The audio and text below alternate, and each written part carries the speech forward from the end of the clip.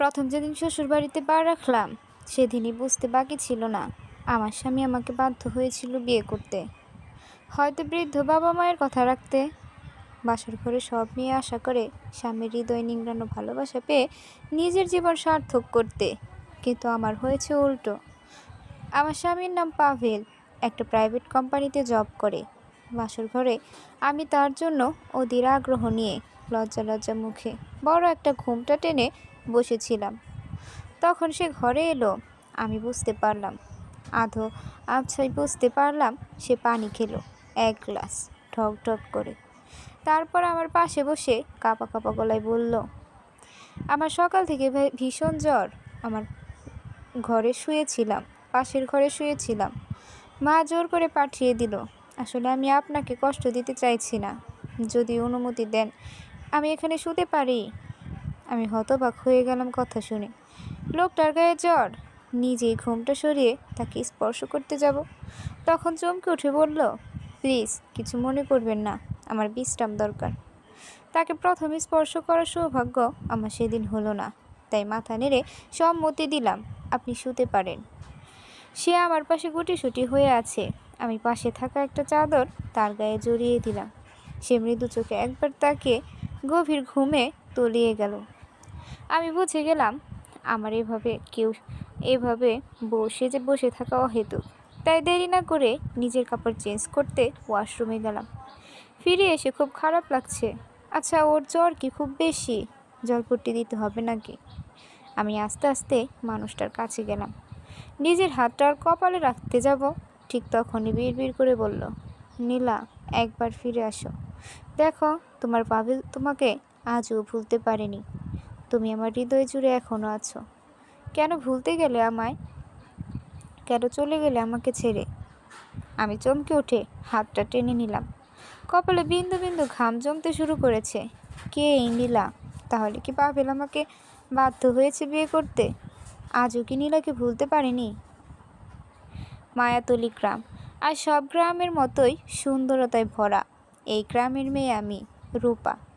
আমার বাবা school master, তাদের একমাত্র মেয়ে আমি। ছোটবেলা থেকে ভীষণ দুষ্টু ছিলাম। আমার দাদি আমাকে জোর করে আম গাছ বড়ই গাছ থেকে টেনে নামিয়ে উঠোনে বসে জোর করে চুলে তেল দিয়ে হাসতে হাসতে বলতো, এত বড় শিয়ানা মায়া, সারাদিন গাছে গাছে ঝুইলা বেড়াইলে কেডা বিয়ে করবো তরে? আমি ফিক করে হেসে দিয়ে বলতাম, কেন গো দাদি, দাদাজান থাকতে আমার চিন্তা কিসে? করবা আমারে তোমার সতীন? হাই হাই মাইয়া কয় কি, শেষমেশ আমার বুইরাটারে হাতাইবার মতলব? আমি আর দাদি একসাথে হেসে উঠলাম। দূরে মা উঠান ঝাড়ু দিত আর মুখ টিপে হাসতো। তাই দেখে দাদি কপট রাগ দেখিয়ে বলতো, বৌমা, তোমার মাইয়াডারে তাড়াতাড়ি বিয়ে দাও, আর কতদিন গাছে গাছে ঝুলবো? মা হেসে দিয়ে বলতো, আম্মা, আপনি ওকে বিয়ে দিলে তো থাকতে পারবেন না, তখন কি করবেন? দাদি চোখের পানি লুকিয়ে বলতো, দেখি ঘরে যাই, তোমার শ্বশুর নামাজে যাইব। হঠাৎ করে মানুষটা নড়ে চড়ে উঠল। আমি তাড়াতাড়ি করে এগিয়ে গেলাম। চোখ টিপ টিপ করে তাকিয়ে আমাকে দেখে ধরফর করে উঠে বসে বলল, আপনি ঘুমাননি? আপনার অনেক জ্বর, তাই ঘুম আসছিল না। না না, এটা ঠিক করেননি। আপনি এখানে শুয়ে পড়ুন, আমি পাশের ঘরে চলে যাচ্ছি। আমার সমস্যা হচ্ছে না, আপনি ঘুমান। আমি গ্রামের মেয়ে, রাত জাগার অভ্যাস আছে। দেখুন, আমি এত ফর্মালিটি পছন্দ করি না, আপনি এখানে ঘুমান। এই বলেই পাভেল টলতে টলতে পাশের ঘরে চলে গেল। আমি শূন্য ঘরে বসে রইলাম। আসলে এটা কি আমার দুর্ভাগ্য নাকি সৌভাগ্য বুঝতে পারছি না। আজকে শ্বশুর বাড়িতে আমার প্রথম সকাল। অনেকটা নির্ঘুম কেটেছে সারা রাত। চোখ বন্ধ করলে পাভেলের ওই কথাগুলি মনে পড়তে লাগলো। সবেমাত্র শাড়িটা পরা শেষ হয়েছে, এর মধ্যে পাভেল ঘরে ঢুকে এলো। আমাকে এভাবে দেখে কিছুটা অবাক চোখে তাকিয়ে আছে। ওর এই দৃষ্টি আমার কাছে অদ্ভুত লাগছে। মনে মনে হিসাব মিলাতে লাগলাম, ও আমাকে দেখছে নাকি আমার মধ্যে নীলাকে দেখছে। আপনার মনে হয় সকালের নাস্তা এখনো হয়নি? সারা রাত না ঘুমিয়ে বসেছিলেন, তাড়াতাড়ি করে খেয়ে আস্তে আস্তে নিজেকে তৈরি করে ফেলুন। কাল ভোরে আমাদের ঢাকা ফিরতে হবে। অফিস থেকে 5 দিনের ছুটি পেয়েছি। 3 দিন শেষের মধ্যে। আমি চুপচাপ ওর কথা শুনে যাচ্ছি। রোবটের মতো কথাগুলি বলেই চলে গেল।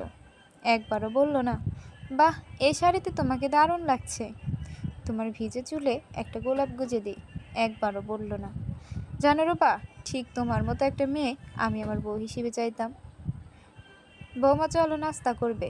হঠাৎ করে শাশুড়ি মায়ের কথা শুনে চমকে উঠলাম। মাথার ঘোমটাটা টেনে হেসে দিয়ে বললাম, এই তো মা, চলুন। শ্বশুর আগে থেকে টেবিলে বসেছিল, আমাকে দেখে খুশি হয়ে বলল, এসো মা, এসো। সবাই একসাথে খেতে বসলাম। আমার থেকে একটু দূরে পাভেল নিজের মতো করে খাচ্ছে। শ্বশুর হঠাৎ করে বলে উঠল, কালই চলে যাবি? আর 2 দিন থেকে গেলে হতো না? তোর জ্বর এখনো ভালো করে পড়েনি? না বাবা, নতুন চাকরি, কাজের অনেক চাপ। তারপর মায়ের দিকে তাকিয়ে বলল, মা, তুমি আর বাবা আমার কাছে চাইলে থাকতে পারো। কত বড় বাসা আমার। শাশুড়ি বলল, তোরা যা, আমি আর তোর বাবা কিছুদিন পর যাব। আর শোন বাবা, আমাদের বয়স হয়েছে, নাতি নাতনির মুখ তাড়াতাড়ি দেখতে চাই। এই বলেই শ্বশুর শাশুড়ি হাসতে লাগলো। তাদের কথা শুনে পাবিলের খাওয়া বন্ধ হয়ে গেল। আমার দিকে একবার তাকিয়ে উঠে যেতে যেতে বলল, মা, আমি ডক্টরের কাছে গেলাম, ফিরতে রাত হতে পারে। পরদিন আমরা খুব ভোরেই রওনা হলাম। সারাদিন জার্নি করে আমাদের দুপুর হয়ে গেল। সারা পথ পাভেল চুপচাপ ছিল। শুধুমাত্র একবার আমাকে বলেছিল, পানির বোতলটা দেন তো। তারপর থেকেই যে যার মতো। নতুন বাসায় এসে দেখি এলোমেলো সব কিছু। বুঝে গেলাম একা একা থাকে, তাই এই অবস্থা। আমাকে রুমে এসে চেঞ্জ করতে বলে ও বাইরে চলে গেল। আমি ওয়াশরুম থেকে সবেমাত্র বেরিয়েছি। এর মধ্যে মায়ের ফোন। মা, দাদি এক এক করে সবার সাথে কথা বললাম। আর বললাম, আমি খুব ভালো আছি, কয়েকদিনের ভেতরে তোমাদের দেখতে আসব। ফোনটা রেখে বারান্দায় গিয়ে দাঁড়ালাম। আমি কি সত্যি ভালো আছি, নাকি কখনো ভালো থাকতে পারবো? এমন সময় পাভেল ফিরে এলো। ওর হাতে বিরিয়ানি দেখতে পেলাম। ওটা দেখেই মনে পড়লো সারাদিন কিছু খাওয়া হয়নি। যদিও পাভেল একবার বলেছিল, আপনি কিছু খাবেন? আমি ওর দিকে না তাকিয়ে উত্তর দিয়েছিলাম, জার্নি করার পথে আমি কিছু খাই না। রাত 2টা। পাভেল অন্য রুমে গিয়ে ঘুমিয়ে আছে। রাতে আমি নিজেই রান্না করেছিলাম ডাল চচ্চড়ি, ডিম ভাজি আর আলু ভর্তা। যদিও দুইজন চুপচাপ খেয়েছি। খাওয়ার পর পাভেল কিছু সময় অফিসের কাজ করলো। আমি সারাদিনের জার্নি করে শুয়ে পড়লাম। হঠাৎ করে যখন ঘুম ভাঙে, তখন নিজেকে আবিষ্কার করলাম আমি একা শুয়ে আছি, ও আমার পাশে নেই।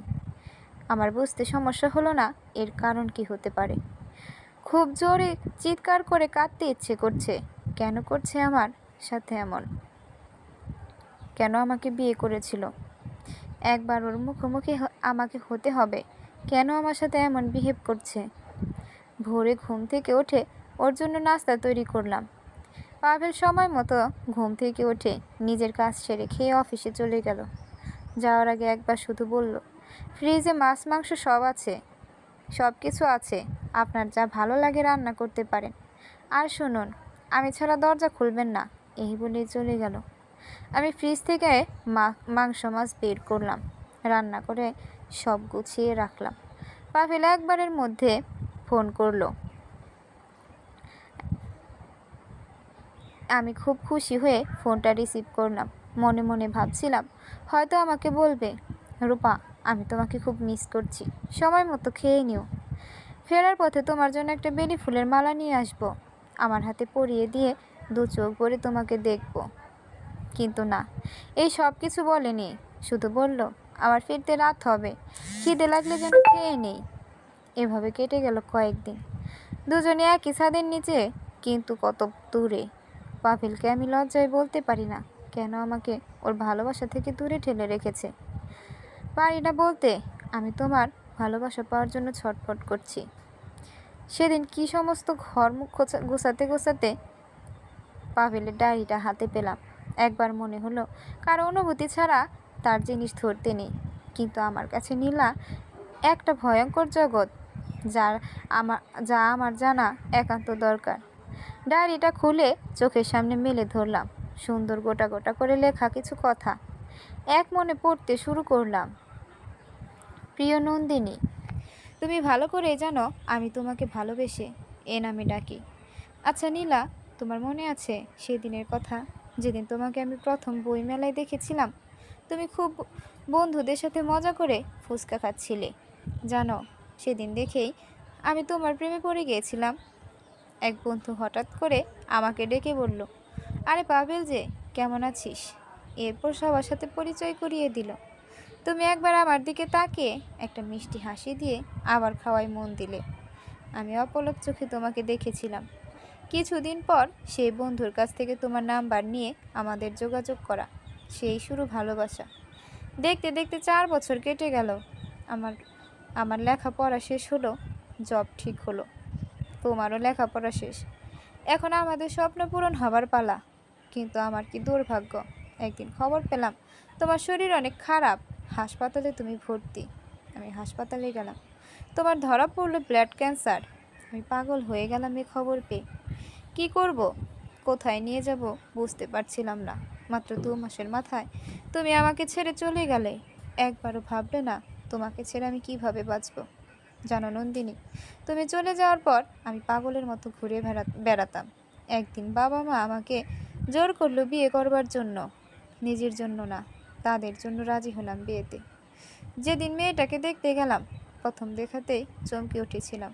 মনে হচ্ছিল তুমি আমার সামনে বসে আছো। আমি এতটাই অবাক হয়ে গেলাম যে কোনো কথা বলতে পারছিলাম না। কিছুদিন পর মেয়েটার সাথে আমার বিয়ে বিয়ে হয়ে গেল। জানো নীলা, মেয়েটা তোমার মতো খুব দায়িত্বশীল। বাসর রাতে সারা রাত আমার পাশে জেগে বসেছিল। আমি খুব অন্যায় করেছি ওর সাথে, এখনও আমার স্ত্রীর স্বীকৃতি ওকে দেইনি। আমার কি মনে হয় জানো, মনে হয় ওকে আমি সব কিছু বলি তোমার কথা, কিন্তু মেয়েটা যদি কষ্ট পায়। ও, তোমাকে তো ওর নামটাই বলা হয়নি। খুব মিষ্টি একটা নাম, রূপা। যখন অফিস থেকে বাসায় ফিরি, খুব ইচ্ছে করে একটা গোলাপ বা বেলি ফুল নেই। মাঝে মাঝে ফোন করে জিজ্ঞাসা করতে ইচ্ছে করে, তোমার ভয় করছে না তো? আমি খুব শীঘ্রই চলে আসছি।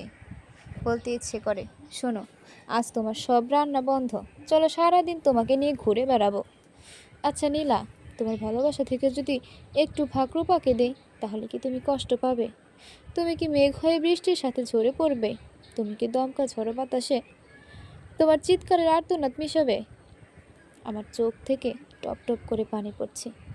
নিজেকে খুব ধন্য মনে হচ্ছে। পাভেল ও আমাকে নিয়ে ভাবে, এর থেকে আর কিছু চাই না। সেদিন পাভেল আগে আগে বাসায় এলো। আমি ছাদে গাছে পানি দিচ্ছিলাম। পাভেলের কাছে এক্সট্রা চাবি আছে।